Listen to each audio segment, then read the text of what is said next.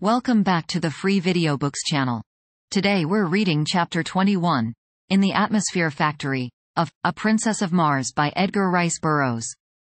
Before we get started, why not like and subscribe? Now, sit tight and let's get into it. For 2 days I waited there for Kanto's Khan, but as he did not come I started off on foot in a northwesterly direction toward a point where he had told me lay the nearest waterway. My only food consisted of vegetable milk from the plants which gave so bounteously of this priceless fluid. Through 2 long weeks I wandered, stumbling through the nights guided only by the stars and hiding during the days behind some protruding rock or among the occasional hills I traversed. Several times I was attacked by wild beasts, strange, uncouth monstrosities that leapt upon me in the dark, so that I had ever to grasp my long sword in my hand that I might be ready for them.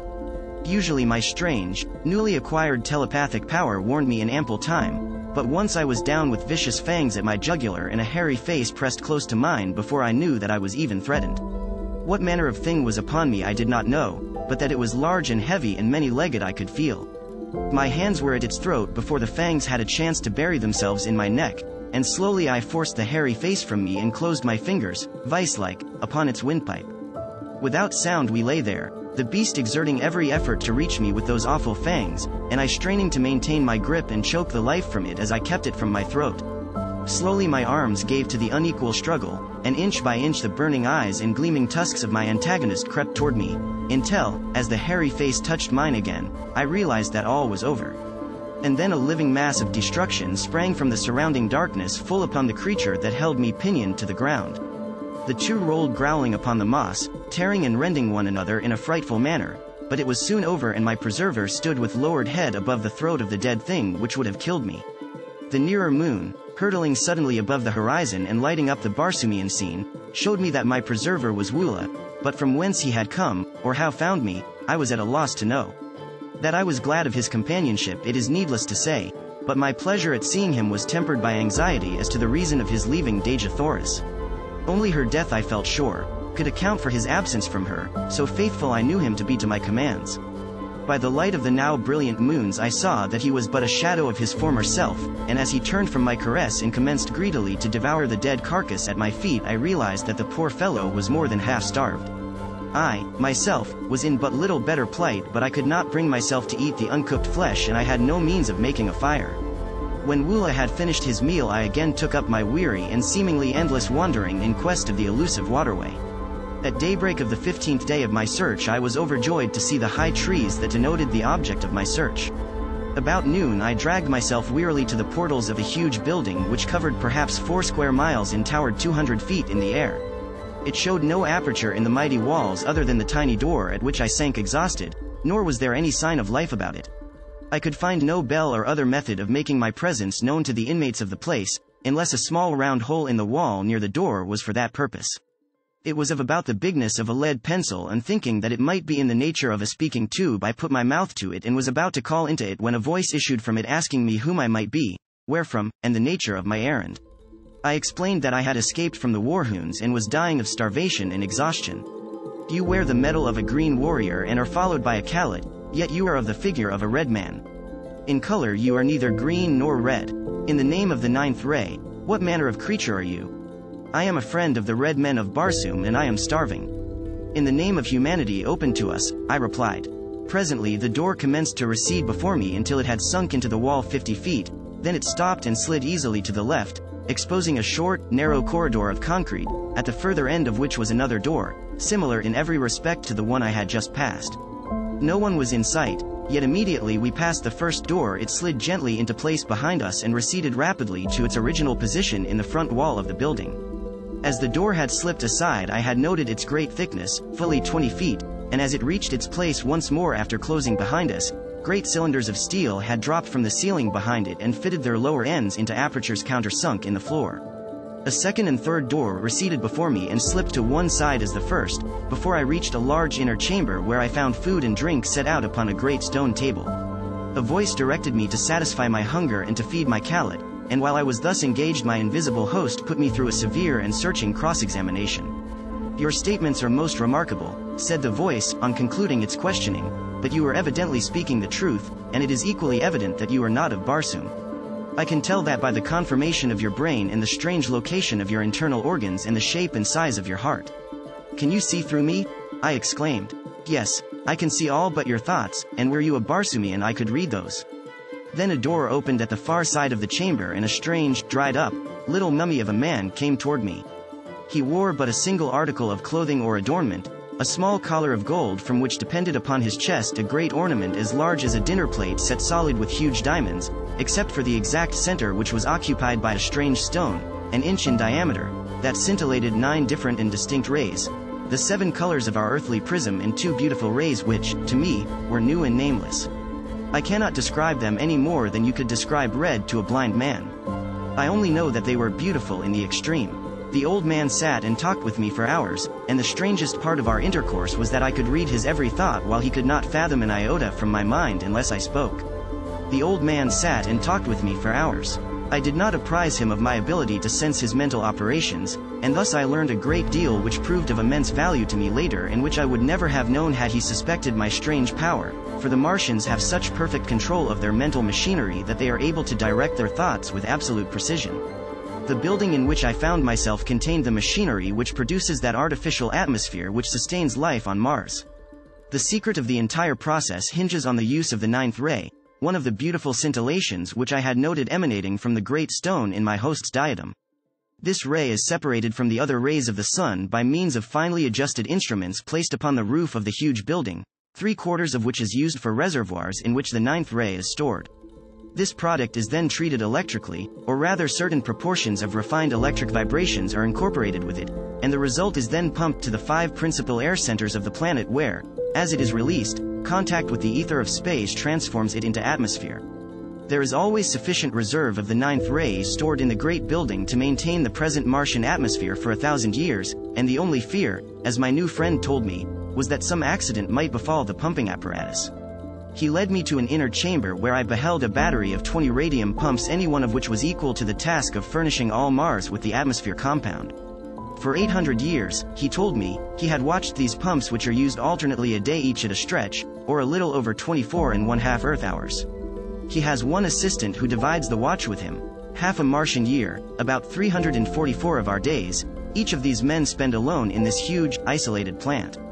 Every red Martian is taught during earliest childhood the principles of the manufacture of atmosphere, but only 2 at one time ever hold the secret of ingress to the great building, which, built as it is with walls 150 feet thick, is absolutely unassailable, even the roof being guarded from assault by aircraft by a glass covering 5 feet thick. The only fear they entertain of attack is from the green Martians or some demented red man, as all Barsumians realize that the very existence of every form of life of Mars is dependent upon the uninterrupted working of this plant.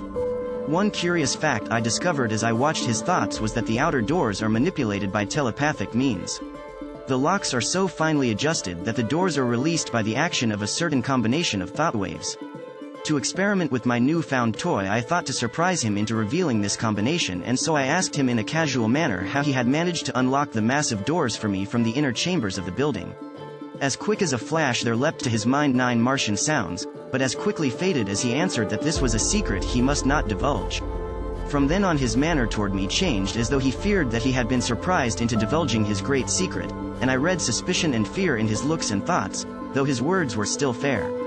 Before I retired for the night he promised to give me a letter to a nearby agricultural officer who would help me on my way to Zodanga, which he said, was the nearest Martian city. But be sure that you do not let them know you are bound for Helium, as they are at war with that country. My assistant and I are of no country, we belong to all Barsum, and this talisman which we wear protects us in all lands, even among the green men, though we do not trust ourselves to their hands if we can avoid it, he added. And so good night, my friend, he continued, may you have a long and restful sleep, yes, a long sleep. And though he smiled pleasantly I saw in his thoughts the wish that he had never admitted me, and then a picture of him standing over me in the night, and the swift thrust of a long dagger and the half-formed words, I am sorry, but it is for the best good of Barsum. As he closed the door of my chamber behind him his thoughts were cut off from me, as was the sight of him, which seemed strange to me in my little knowledge of thought transference. What was I to do? How could I escape through these mighty walls?